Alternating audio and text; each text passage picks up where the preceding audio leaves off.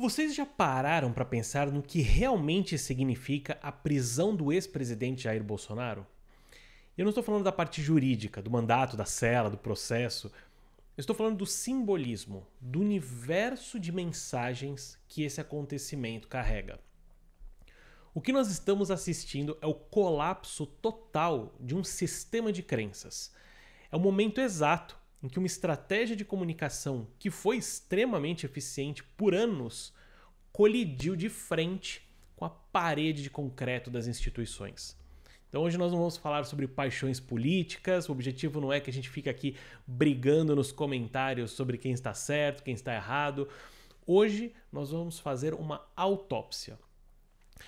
Se a gente olhar com uma lente de aumento, usando a teoria da comunicação, a psicologia do poder e um pouco de ciência política, a gente descobre que a prisão de Bolsonaro é o resultado da própria estratégia que levou o Bolsonaro ao poder. Então, nesse vídeo, nós vamos dissecar a anatomia dessa queda. Vamos entender como a estética de comunicação que o Bolsonaro utilizou, adotou por anos, acabou se tornando a maior armadilha para o governo. Só que para entender o fim, então nós precisamos voltar para a origem. Vamos primeiro analisar o DNA da comunicação que elegeu o Bolsonaro. Durante décadas, a política brasileira foi dominada pelo que nós chamamos de estética de alta fidelidade. Então, como que era o marketing político no Brasil? Era o reino da alta fidelidade, da alta qualidade. Produções cinematográficas, o Duda Mendonça filmando político com luz que parecia novela, discursos escritos por ghostwriters e revisados por advogados. Então havia uma liturgia, uma distância segura entre o governante e o povo. O político estava num pedestal. E o Bolsonaro inverteu essa lógica. Intuitivamente no começo, depois com uma estratégia mais intencional, ele adotou o paradigma da comunicação crua. O que é isso? Qual é a ideia aqui? Num ecossistema saturado, onde ninguém confia mais na velha mídia ou nas instituições, aquilo que é perfeito, a perfeição, começa a se tornar suspeita. Quando a coisa é muito bem produzida, a gente já desconfia da mensagem. Então, para o eleitor médio lá de 2018, assistindo o Bolsonaro, o vídeo tremido que ele fazia, a iluminação precária, a fala cheia de erros gramaticais e a transmissão feita ali por um celular apoiado num copo de requeijão não era visto como uma incompetência. Eram vistos como uma prova de honestidade. Era a autenticidade, sem filtro. Então o Bolsonaro criou um laço de confiança direto, um verdadeiro cordão umbilical digital com a base dele. Ele fala como a gente, né? Então isso foi genial para a campanha, foi uma ruptura no marketing político. Mas claro, alto lá, né? É preciso dizer o óbvio. A estética tosca do vídeo tremido, por si só, não elege ninguém, né? Ela foi apenas o veículo perfeito para uma carga explosiva que estava represada. Então a ascensão do Bolsonaro é impossível de se explicar sem entender o conceito de espiral do silêncio, né? Então pensa comigo, durante anos, uma parcela gigantesca do eleitorado que tem valores conservadores, que estava revoltada com a corrupção sistêmica, ela se sentiu socialmente isolada. Essas pessoas achavam que os seus valores, família, patriotismo, religião, eram minoritários ou até imorais em certo sentido, perante o que se via na novela, no jornal. Então essas pessoas estavam caladas, estavam com vergonha. O Bolsonaro rompe essa espiral. Quando ele falava palavrão ou era politicamente incorreto, a base dele não via grosseria, via uma espécie de coragem. Então foi essa virtude de enfrentar, né? A virtude do enfrentamento. Ao atacar o establishment, né? Ao bater na velha mídia e prometer peitar o sistema, ele validou a revolta do cidadão comum. Ele disse no Jornal Nacional o que o eleitor dizia sussurrando ali no jantar de domingo. Então isso gerou uma lealdade profunda. Ele não era só mais um político. Ele era o porta-voz que libertou essas pessoas.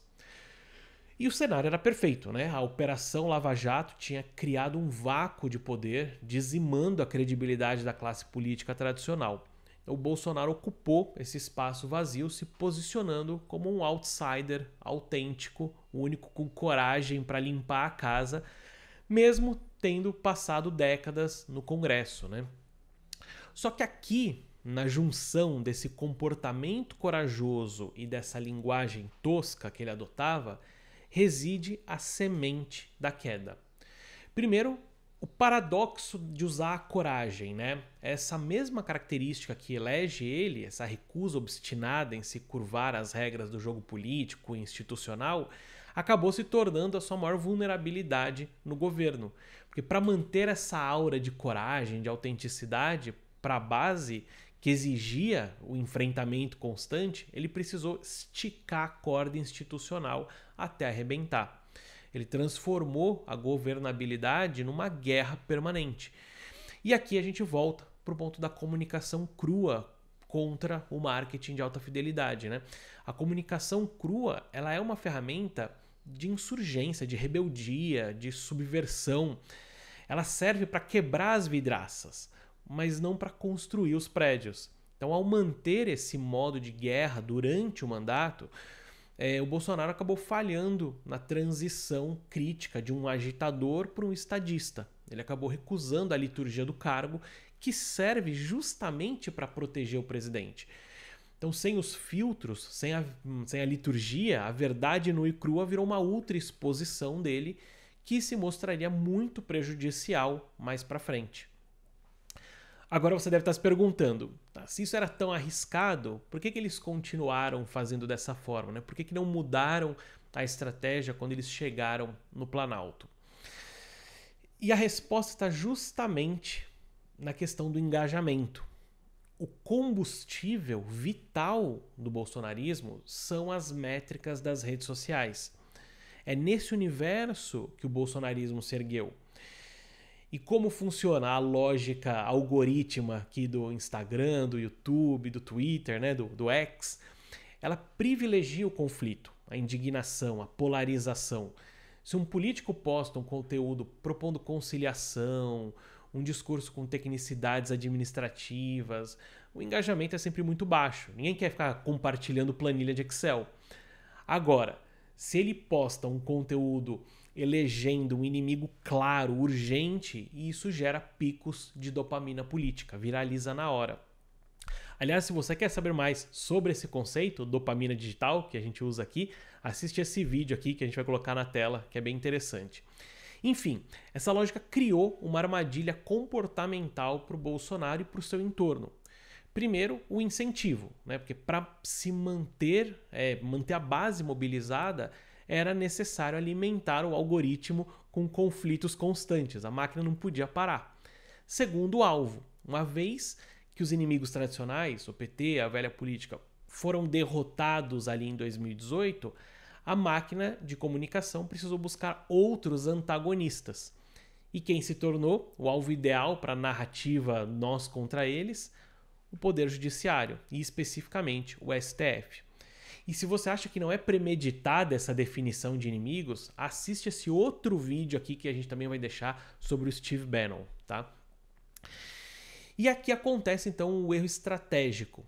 A equipe de comunicação confundiu o capital digital, né, os likes, os views, as multidões nos aeroportos, com o capital institucional, o apoio do Congresso, o respeito do Judiciário, a blindagem legal. Então, eles achavam que ter o povo na internet, mesmo nas ruas, significava ter poder real. O ataque constante às instituições, beleza, gerava ali aplausos online, levava as multidões para as motocicletas, mas minava dia após dia a paciência e a boa vontade dos atores que detinham a caneta e a interpretação da lei. Então, esse engajamento, esse paradoxo do engajamento acabou cegando um pouco a liderança. E ao transformar os juízes em inimigos existenciais para ganhar a batalha no Twitter, eles estavam perdendo a guerra da sobrevivência jurídica no longo prazo. Para aprofundar essa análise, eu trago aqui um pensamento do autor italiano Giuliano da Empoli, na sua obra especialmente Os Engenheiros do Caos. O da Empoli, ele descreve como os novos líderes populistas transformam a política em o que ele chama de um carnaval permanente.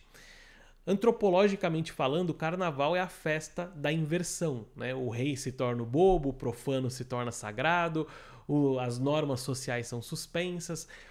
E a estratégia de comunicação do Bolsonaro e da sua equipe foi como um bloco de carnaval, só que se recusa a dispersar na quarta-feira de cinzas.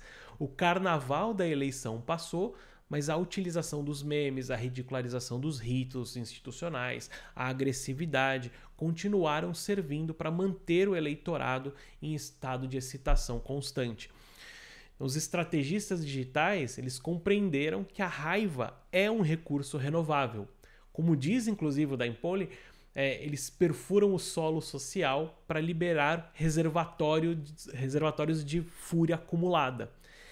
No entanto, a teoria do da Empoli também alerta para a instabilidade desse modelo. Um governo não pode operar perpetuamente desse modo, sem causar uma fadiga institucional e um colapso administrativo. Mas a análise não estaria completa se nós olhássemos apenas a comunicação. A gente precisa olhar para a mente do líder.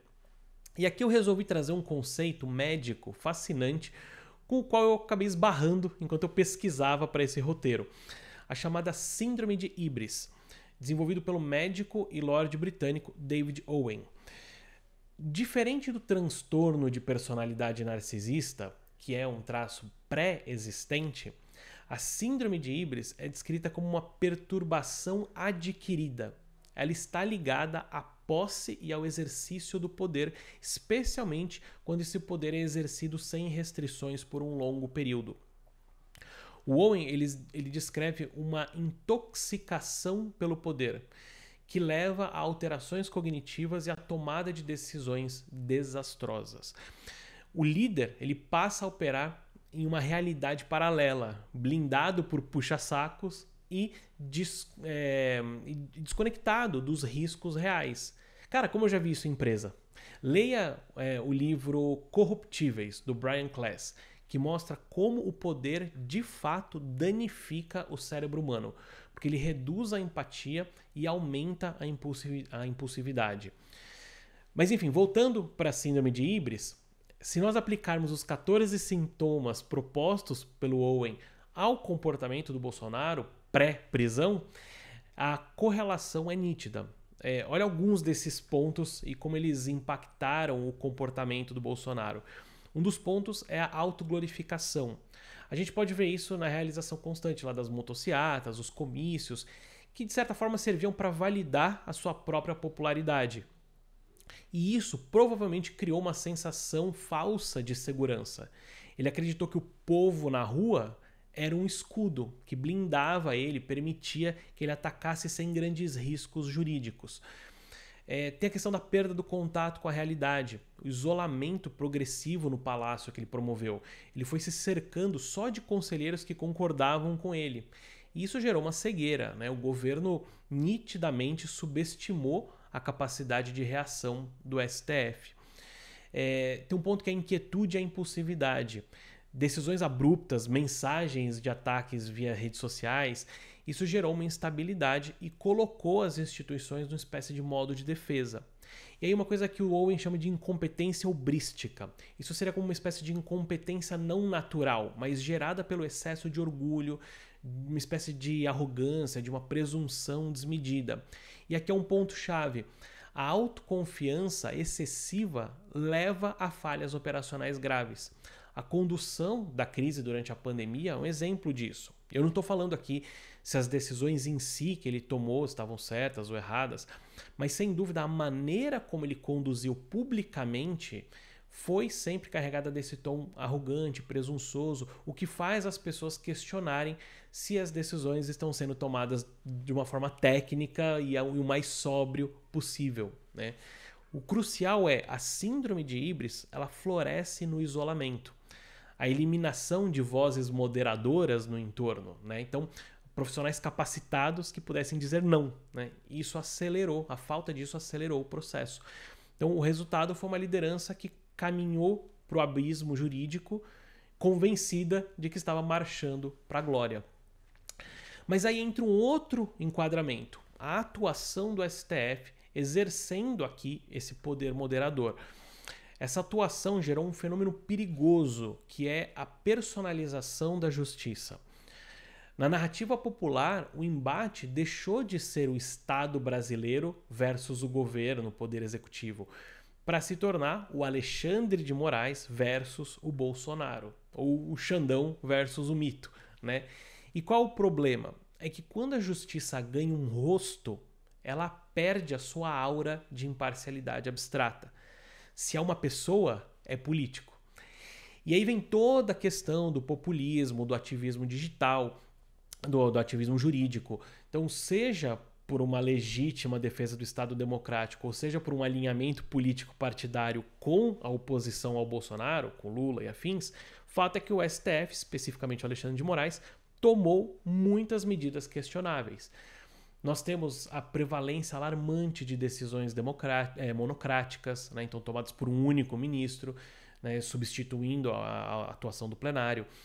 A gente tem o inquérito das fake news, onde a vítima, o investigador e o julgador se confundem na mesma pessoa, né, algo crucificado por juristas até de um espectro político que não é necessariamente alinhado com o Bolsonaro. Nós temos a censura. Então, as ações de bloqueio de contas, a desmonetização de canais, muitas vezes de forma arbitrária. Então, essa é uma questão bastante delicada, porque, inclusive, acabou atraindo a solidariedade de personalidades internacionais, como o caso do Elon Musk, do Trump, etc. Então, todas essas atitudes geram uma percepção de que não se trata do STF aplicando a lei, mas sim do Alexandre de Moraes, um tirano, silenciando um adversário político. E a prisão sob essa ótica acaba sendo o ato final de silenciamento. Por isso que essa batalha não se restringe ao Brasil. A prisão do Bolsonaro ela está inserida numa disputa global. A defesa, liderada principalmente pelo Eduardo Bolsonaro, investe pesadamente na internacionalização dessa narrativa, buscando dar um entendimento para o mundo de que o Bolsonaro ele é um preso político, na verdade. E a gente precisa levar em consideração que o Trump, por exemplo, já havia decretado a Lei Magnitsky contra o Alexandre de Moraes.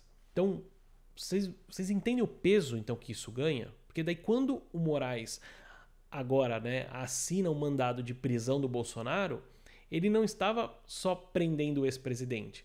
Ele estava prendendo um aliado político que já tinha proteção explícita da Casa Branca. Então o Moraes dobra a aposta. Ele olhou para o aviso do Trump e disse vou pagar para ver, né? Mas espera aí, você pode dizer, eu vi a foto do Trump dando um aperto de mãos com o Lula, inclusive a gente falou sobre isso aqui. Pois é, parece contraditório? Parece. Mas eu insisto no que eu já tinha dito em outros vídeos. O Donald Trump é um animal político. Ele não vê problema em operar em duas faixas separadas. Então ele tem a faixa estatal, na economia, nas relações de Estado, ele mantém o pragmatismo com o Brasil, com o Lula, negócios são negócios, e existe a faixa ideológica. Então, nos bastidores, ele usa o Departamento de Estado para asfixiar o STF brasileiro e proteger seus aliados conservadores. Para a base bolsonarista, aquele aperto de mãos dele com o Lula foi só um teatro protocolar, né? Eles confiam que o Trump real é aquele que sancionou o Moraes em julho, né?